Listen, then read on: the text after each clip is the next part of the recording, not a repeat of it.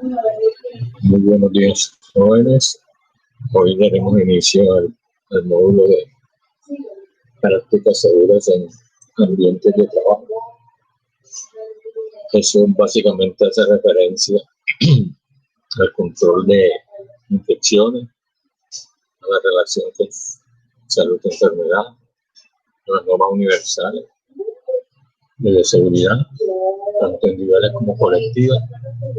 También veremos cómo se hace un lavado de mano y postura de guantes. Y también veremos aquellas señalizaciones que se utilizan a nivel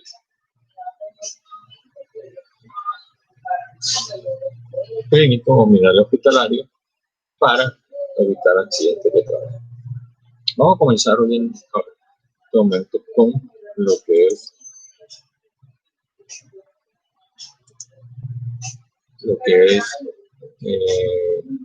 el concepto de salud y enfermedad.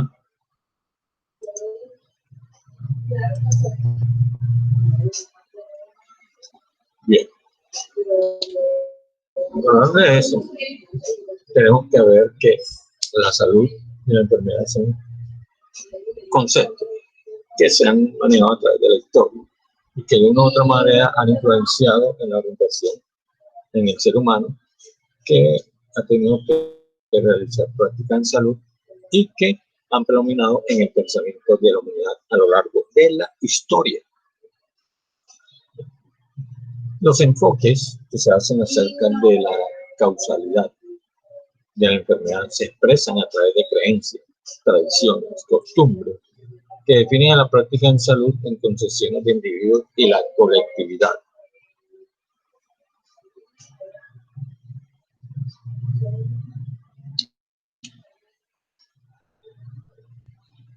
Bien, la concepción del hombre sobre el proceso de la salud y enfermedad.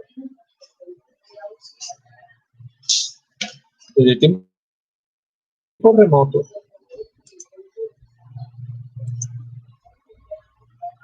como lo marca la historia, el proceso de salud y enfermedad ha sufrido una serie de transiciones a medida que el hombre ha conseguido dentro de su entorno.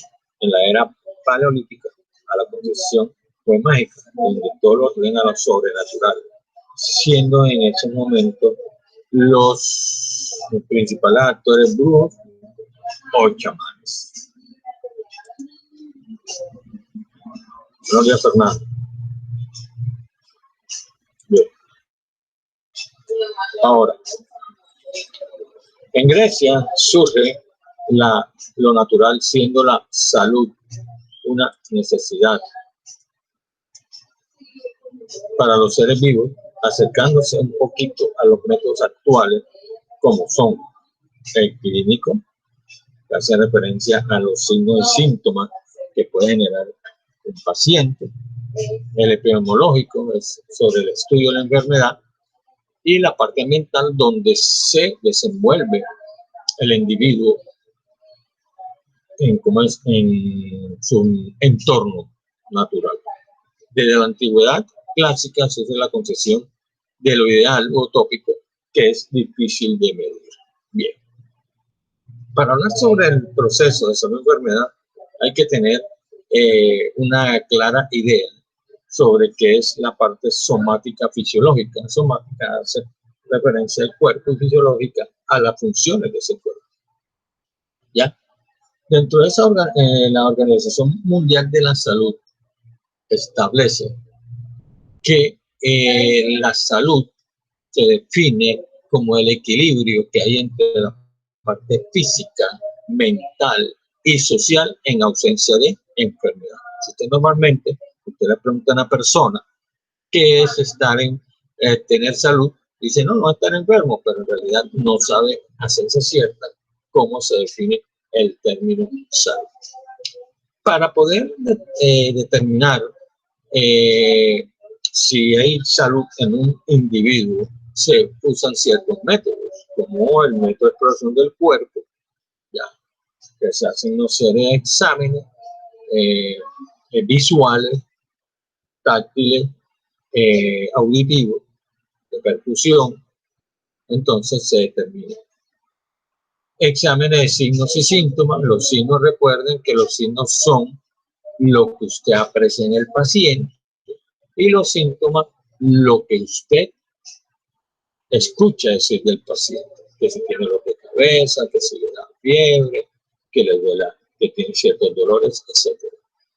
Y entonces, al hacer ese análisis de esos signos y síntomas, se da lo que es el diagnóstico y de acuerdo al diagnóstico se hace el tratamiento correspondiente. Normalmente, la salud integral es la armonía que se busca, como le dije anteriormente, entre lo físico, mental y espiritual. Entonces, eso se puede escalar en la parte social y que se puede ligar a como especie de un rompecabezas donde usted va encajando las fichas. Por ejemplo, la alimentación, la forma física, el trabajo en actividades, el entorno, el nivel de relajación, el estado emocional, etc. Entonces, eso es lo que hace lo que es una salud integral. Bien. La enfermedad es tan vieja como el hombre. ¿Ya? ¿Por qué? Porque desde el tiempo antiguo el hombre se enfermaba. Y a veces, como no había la tecnología que hoy en día para determinar ciertas enfermedades, pues siempre se creían que, como dije anteriormente, algo que era sobrenatural y donde ahí participaban inmediatamente lo que eran los grupos. Se puede decir que la enfermedad es una realidad construida y el enfermo un sujeto social. ¿Ya? Intuir el cuerpo como el único espacio de salud de dolencia puede resultar un error. ¿Por qué? Porque la enfermedad es un hecho sociológico. Para determinar y tratar de enfermar se necesitan ciertas acciones. Primero, prevenir la enfermedad. Segundo, el tratamiento. Y tercero, un planteamiento en la salud para que esa enfermedad no vuelva a sufrir. Ahora, ¿qué se detiene eso? Valores, actitudes y creencias.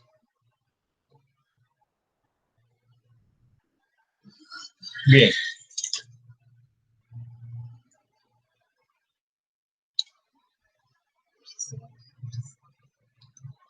Bien. Cada cultura establece un sistema según sus creencias, según la religión.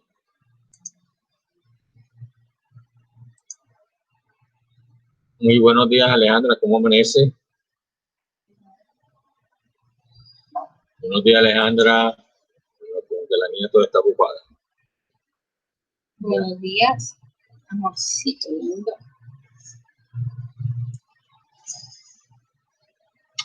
Bien, entonces, lo que se considera en enfermedades en unas poblaciones puede serlo en otras no. Entonces, como yo le decía, el hombre en su entorno hay que considerarlo como un ser integral, no solamente en ciertas partes, biológico, psicológico y social. No dicho como un sujeto histórico, es un todo. Bien. Ahora, ¿qué es la interculturalidad en salud? Capacidad de moverse equilibradamente entre los conceptos, creencias, conocimientos y prácticas. Hay prácticas culturales muy diferentes respecto a la salud, a la enfermedad y la vida y la muerte. Inclusive hay cuestiones religiosas que en algunas permiten ciertas cosas y en otras. Entonces, para que la cuestión de ese proceso de salud y enfermedad varía de una cultura a otra. Bien, vamos a ver ese enfoque normalmente mágico-religioso. Normalmente creen, se puede decir, que a veces la enfermedad es el resultado de fuerzas sobrenaturales que sancionan un determinado comportamiento humano. Normalmente se considera un castigo divino. En la Edad Media, en la época de la persecución de las brujas y la cuestión, se consideraba que aquel que se enfermaba era porque tenía un castigo de origen espiritual. ¿ya? Porque de pronto se le daba por su mal comportamiento, etc. Entonces, creían que eso era algo que provenía directamente de Dios. Ahora, el ser humano estaba a merced a los dioses y para recuperar la salud hacían ritos mágicos y cumplirán los mandatos divinos. Entonces se recurre al hechicero o representante de los dioses que le daban poderes especiales, pues era el mediador entre los dioses y los hombres. Normalmente esas cuestiones se veían más que todo en los indios, allá de Estados Unidos, ya sobre todo los Sioux, los Pileroy, que tenían esa característica de usar al brujo de la aldea para curar al enfermo. Bien. En cuestiones de las cuestiones empíricas es aprender algo viendo a otras personas o que él mismo aprende por sí solo, siendo una autodidacta. El hombre empieza a observar que la enfermedad y sus manifestaciones se asocian a otras situaciones naturales que producen esa misma enfermedad. Esta asociación hace que ensayen tratamientos a partir de su efecto, que corroboran el diagnóstico, rotaciones, ovar, etc. Bien. Ahora bien, desde el punto científico, normalmente el ser humano ha buscado las explicaciones desde el proceso patológico del conocimiento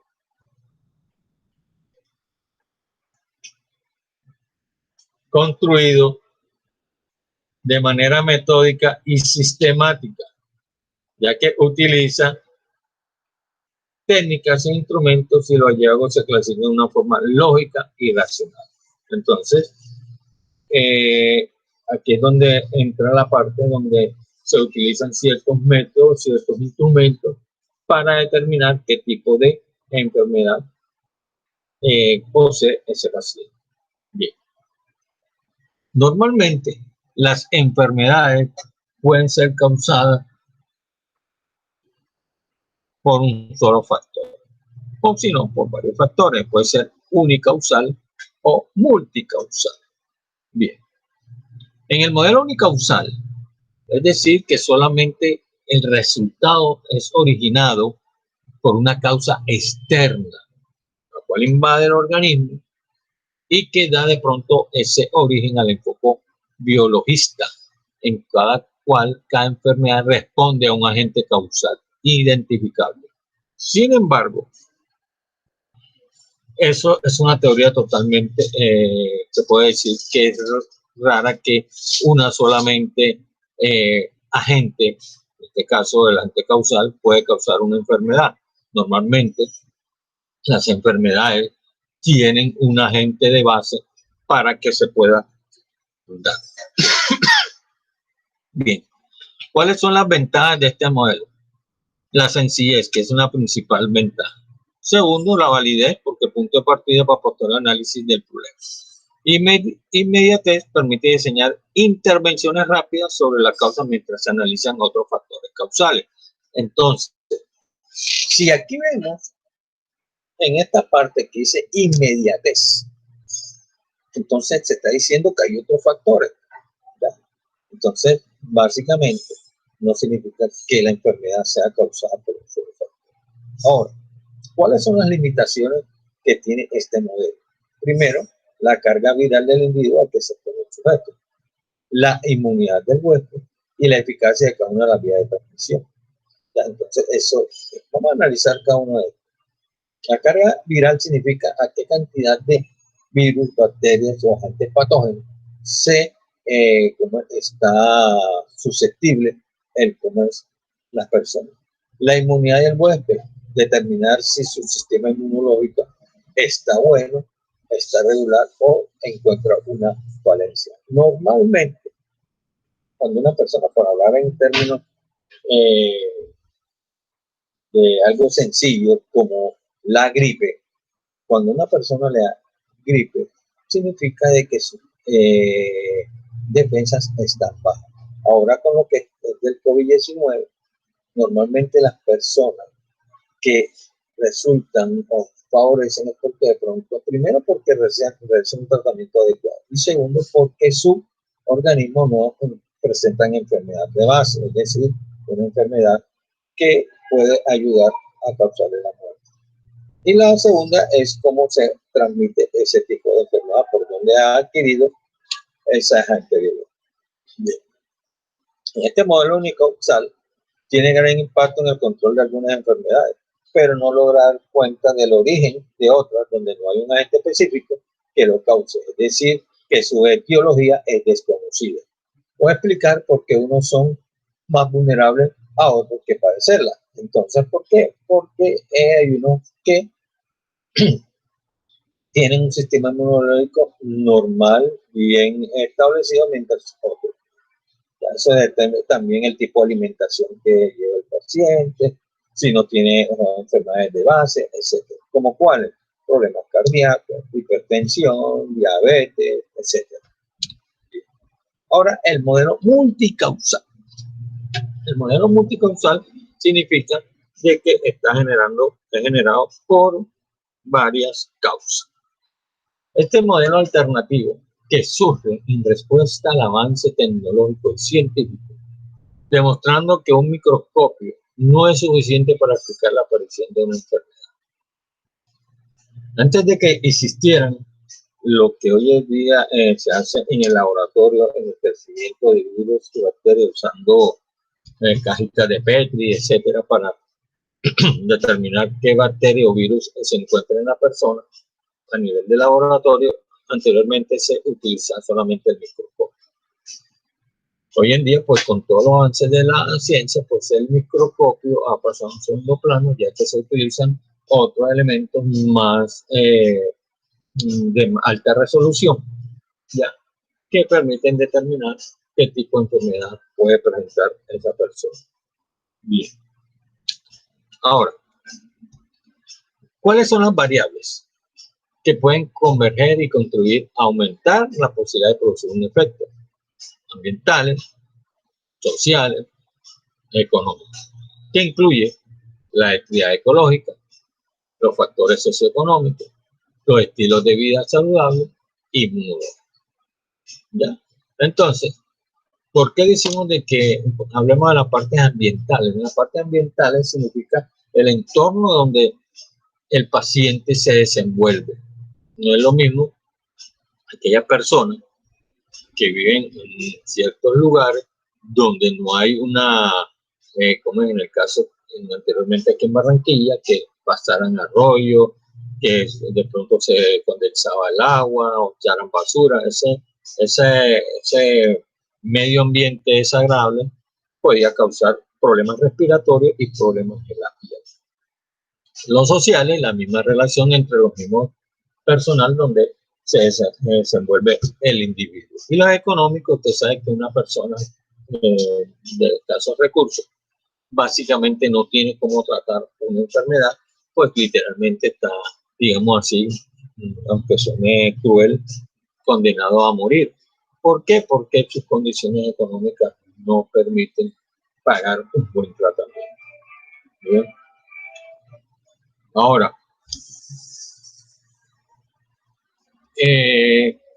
lo que hace referencia a la salud. En 1960, la Organización Mundial de la Salud la define como un estado de completo bienestar físico, mental y social, y no solo la ausencia de infecciones y enfermedades, ya que la salud es un bien universal, todo el mundo tiene derecho a ella. Bien. Ahora, la salud constituye el eje fundamental de acción de la Organización Mundial de la Salud bajo el lema Salud para Todos en el año 2000. Sin embargo, esta definición tampoco resulta completamente adecuada, ya que diversos investigadores propusieron definiciones dinámicas que se alejan del concepto estático del Estado y ligan la salud más al entorno en que se desarrolla la persona, otorgándole un mayor protagonismo a esta en su mejora y conservación. Bien. Según Mark Lalonde, entonces ministro de Salud de Canadá, allá por el año 1974, El estudio resultante de la interacción de distintos factores que interrelacionan con el individuo. Estos factores, que fueron determinantes de salud, son la biología humana, el medio ambiente, los estilos de vida y el sistema de atención sanitaria. ¿Por qué la biología humana? Vamos a comenzar a hablar sobre la biología humana. Sencillamente porque el organismo difiere de una persona a otra. A pesar de que podamos tener los mismos órganos, la constitución difiere de una persona a otra. Inclusive determinando que entre los mismos sexos, el hombre y la mujer. Por hombre, usted sabe que tenemos diferentes biologías y estructuras muy diferentes entre ambos sexos. El medio ambiente es donde se desarrolla la persona. Los estilos de vida, si son saludables o no, vivienda, educación, alimentación, vestuario, etc. Entonces son estilos de vida, porque si la persona come sanamente o por el contrario, lleva una vida desordenada y toma mucho, acompañado a veces de el alcohol. Y el sistema de atención sanitaria, que es básicamente a la parte epidemiológica que brinda el Estado a las personas de su comunidad. Bien. Normalmente el principal aporte de este modelo fue que cuantificó la importancia relativa que estos determinantes tienen en la prevención de la mortalidad de las personas. Los estilos de vida junto al medio ambiente determinan más del 60% de la mortalidad de los países en nuestro entorno. Normalmente, si usted va a la historia de África, por allá Angola, Senegal, aquellos países pobres de África, que verán que el índice de mortalidad es más alto, porque normalmente son países demasiado pobres. Bien. Esa relación en salud y enfermedad surge de una corriente que trata de romper con la visión, con un proceso individual y busca ubicarlo en una verdadera dimensión social, donde integra el cuerpo, la mente, la sociedad, el ambiente y plantea cómo se concretan en las situaciones de vida particulares, donde reconoce la relación entre lo social y lo biológico, no como una continuidad externa, sino que lo biológico está determinado por lo social. Bien. En 1994, James Grills define la salud en el ser humano como un fenómeno biológico, que es un proceso sociobiológico integrado y dinámico, y que se da de una mutua transformación. Esa relación salud-enfermedad se conforma como un proceso, ya que al igual que los procesos sociales, la biología humana no es estática, sino que tiene una plasticidad diferente y cambiante frente a las condiciones de vida de las personas. Normalmente, la naturaleza del proceso es social, ya que el biológico está estrechamente vinculado con lo económico, lo político y lo cultural, que determinan su transformación. Además, tiene un carácter histórico, es un proceso acumulativo que surge de las diferentes dimensiones de la reproducción social. Bien, Castellano establece que las dimensiones de la relación enfermedad-salud o salud-enfermedad, está la biológica, que hace referencia a los agentes patógenos, la ecológica, que tiene que ver con la parte del medio ambiente, la económica, que tiene que ver con la parte, digamos, de la finanza del individuo, y esas creencias culturales que tiene cada país o cultura. Bien.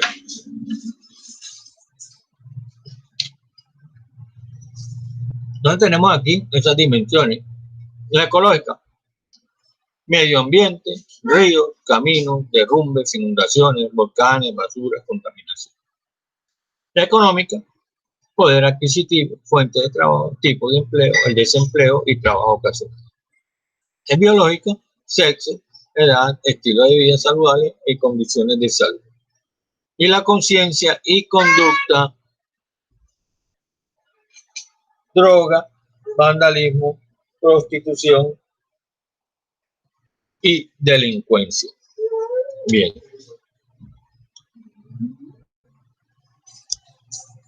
Aleja, dale la medicina. Y las dimensiones relacionadas con la salud, que son básicamente las que están relacionadas estrechamente y que la alteración en una de ellas afecta a las otras tres. Bien, normalmente habíamos dicho que la Organización Mundial de la Salud establece un equilibrio entre la parte social, física y mental en ausencia de enfermedad. ¿Qué quiere decir esta parte con las dimensiones relacionadas con la salud? Significa que en el momento en que ya una de esas dimensiones se altere, ya se origina una enfermedad, de una manera u otra. Bien. El desempleo ayuda a qué? Sí, al falta de poder adquisitivo, vivienda, surge enfermedad y origina delincuencia, ya porque la gente trata de buscar dinero de una manera u otra. Bien, las dimensiones relacionadas con la salud, ya lo dijimos, biológico, espiritual, social y psicológico. Bien. Los niveles de los procesos determinantes se dan en tres partes. La general, que es la macrosocial, la particular, que son los grupos humanos, y la singular, que se trata por individuo. Bien, en los procesos generales está la política del Estado, la estructura económica del país y la organización cultural que tiene ese mismo país. En los procesos particulares, forma organización, el proceso de trabajo y el proceso de consumo. Y en los procesos singulares, los fenómenos individuales, físicos y biológicos que determinan en un momento el perfil de salud e enfermedad. Bien, podemos concluir que la calidad de vida de los individuos y la colectividad está expuesta permanentemente a fuerzas opuestas que protegen o mejoran la salud, así como las otras que la deterioran o destruyen. La magnitud de estas fuerzas son diferentes a los individuos en los grupos humanos. Bien, entonces podemos decir que esa salud, enfermedad, ese proceso está determinado por varios factores que de una u otra manera pueden determinar si ese paciente es o no tiene enfermedad. Bien. Vamos a hablar de otro tema que tiene que ver con el tipo de infección.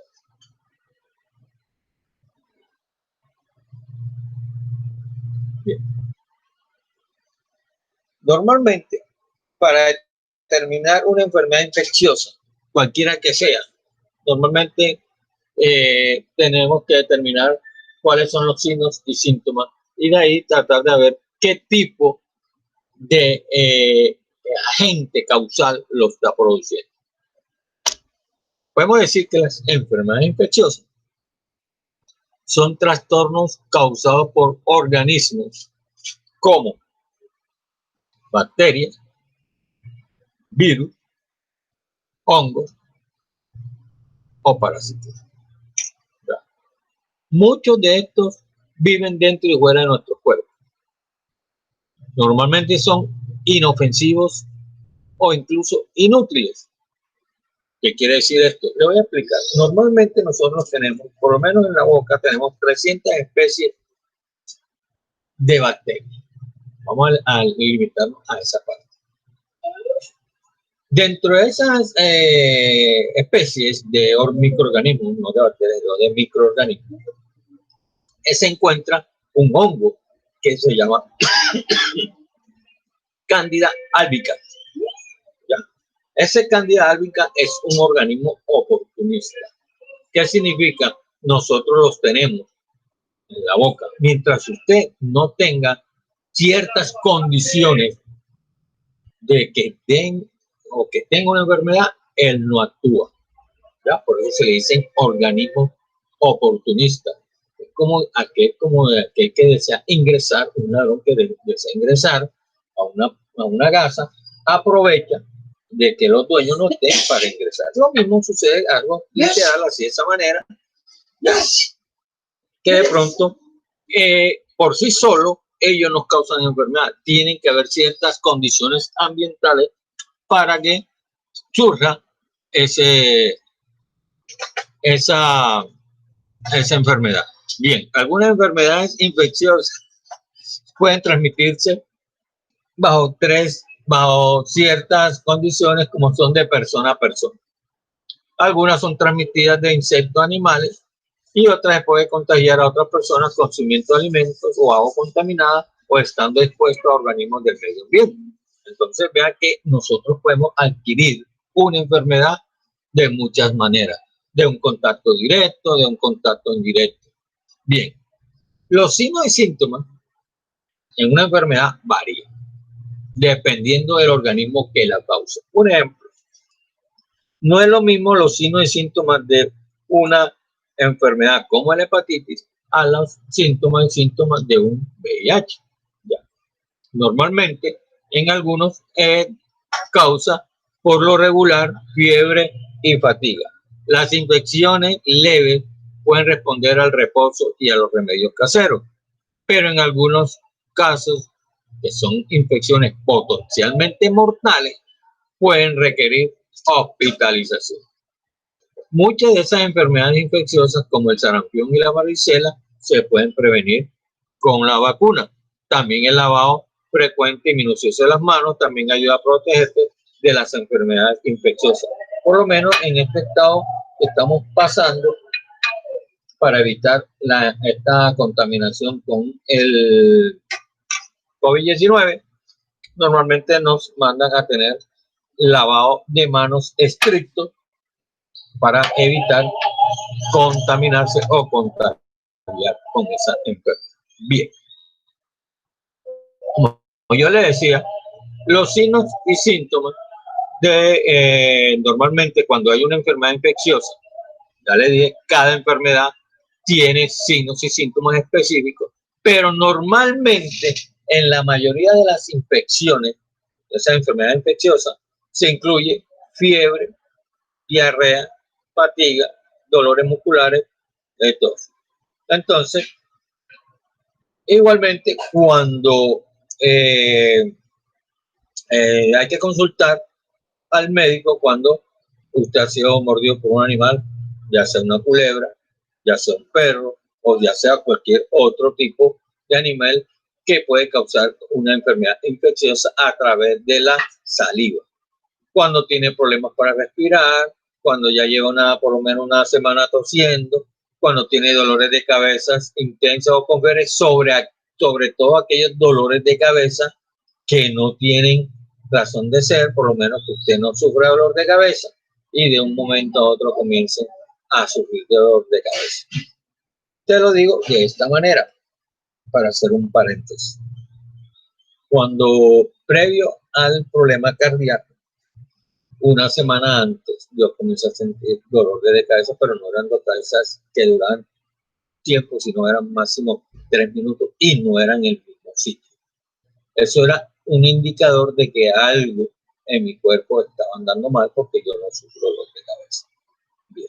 Entonces vea que terminó con ese problema. Ahora, también cuando hay salpullido de intención, también cuando hay una fiebre inexplicable o prolongada o cuando tienes problemas de visión repentina. Bien. Normalmente las causas, vamos, como es, a ver, de este origen infeccioso, ya están las bacterias, los virus, los hongos y los parásitos. Ya. Dentro de esas bacterias, que es la que se trata con antibióticos, ¿ya? Son normalmente muchas, pero vamos a mencionar como la faringitis, como la del tracto urinario y tuberculosis, que son causadas por este tipo de bacterias como la TBC. El virus, siendo el organismo más pequeño de todas las escalas de los organismos, puede puede causar una multitud de enfermedades que van desde un simple resfriado hasta el SIDA. Vamos a hacer una diferencia entre el VIH y SIDA. El VIH se da cuando adquiere el virus y tú puedes vivir 10 años sin manifestación de ninguna índole, sin signos y síntomas. Mientras el SIDA es cuando ese microorganismo ha causado un deterioro en el sistema inmunológico y usted adquiere cualquier tipo de enfermedad. Es más, hasta una simple gripa usted lo puede matar. No es que el virus cause la muerte, no. El virus en el SIDA lo que causa es un daño irreversible en el sistema inmunológico que hace susceptible a todas las enfermedades habidas y por haber en el paciente. Un ejemplo, por lo menos el sarcoma de Kaposi, una enfermedad que se llama Carinini, problemas respiratorios. Entonces lo que hace es el virus causar un problema en ese sistema. Ahora, los hongos causan enfermedades de la piel, como la tiña y el pie de atleta. Otros tipos de hongos pueden afectar los pulmones o el sistema nervioso. Y los parásitos, un pequeño parásito que se transmite por la picadura de un mosquito, por ejemplo la malaria. Entonces vea cómo se puede el tamaño de estos microorganismos que pueden entrar en el cuerpo de un mosquito. Y otros parásitos que pueden transmitirse a los seres humanos a través de las heces de los animales. Bien, ¿cómo se puede uno adquirir una enfermedad?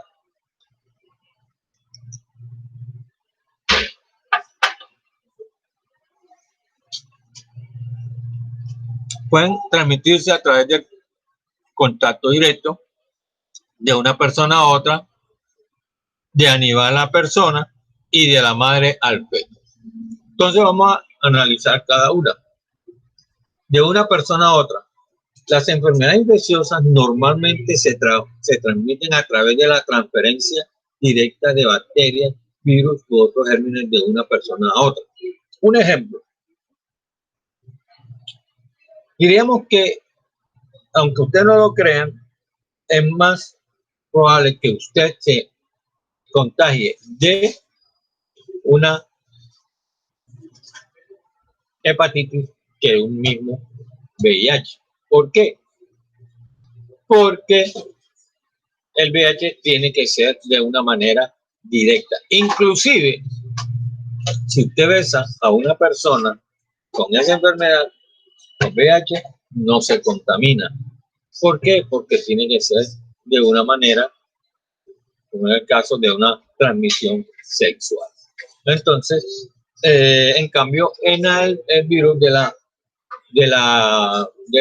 hepatitis B, puede ser que le caiga a usted una saliva en el ojo o que se pinche con una aguja que esté contaminada del paciente, etc. De a nivel a otra persona, normalmente algunas personas no entienden cuando llegan y se dan besar de los gatos o de los perros. Esos animales en la saliva tienen un virus o ¿cómo que se llama? Una bacteria o un parásito o un microorganismo que en algunas personas, sobre todo en la mujer embarazada, puede causar una enfermedad mortal. Y también esta transmisión de la madre al feto.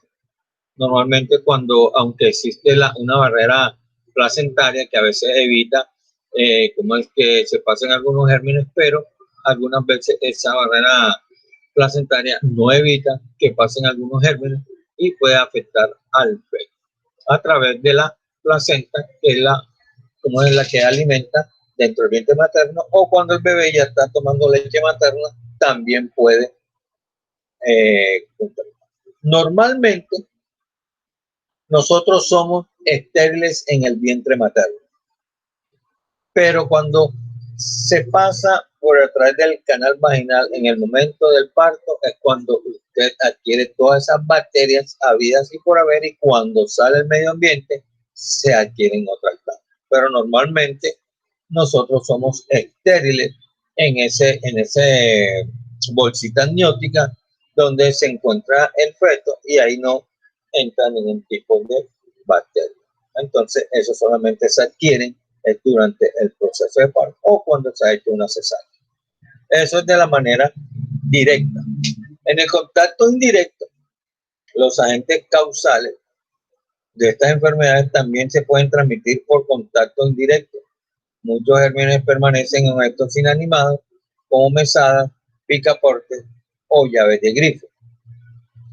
Por eso es importante que sobre todo en baños públicos, no tratar de destacar tanto los grifos porque normalmente están contaminados. Al tocar un picaporte que tocó a alguien que, por ejemplo, tenga padecida influencia o resfrío, pues puede llevar los gérmenes que dio esa persona. Y si tú te tocas con esas manos, los ojos, la boca o la nariz, antes de lavártela, es posible que te infectes. Entonces, es muy importante que usted no se pase con las manos por estas partes del cuerpo para evitar que usted se vaya a infectar de una enfermedad que de pronto usted desconoce que puede tener esa persona. Bien, ahora, las picaduras de insectos. Algunos gérmenes dependen de insectos portadores como mosquitos, pulgas, piojos, garrapatas, que vienen del perro, que pueden desplazarse de un huésped a otro. Estos portadores son conocidos como vectores. Los mosquitos pueden ser portadores del parásito de la malaria o del virus del río Nilo occidental. Y las garrapatas del venado pueden ser portadores de la bacteria que causa la enfermedad de la. Bien. Y por último, por hoy, la contaminación de alimentos. Los gérmenes que causan enfermedades pueden infectarse a través de los alimentos y agua contaminados. Este mecanismo de transmisión permite que los gérmenes se propaguen a muchas personas a través de una sola fuente. Por lo menos la Escherichia coli, conocida como E. coli, por ejemplo, es una bacteria presente en ciertos alimentos como las hamburguesas mal cocidas o en los jugos de fruta sin pasteurizar. Entonces, como pueden ver, normalmente las enfermedades de una u otra manera se pueden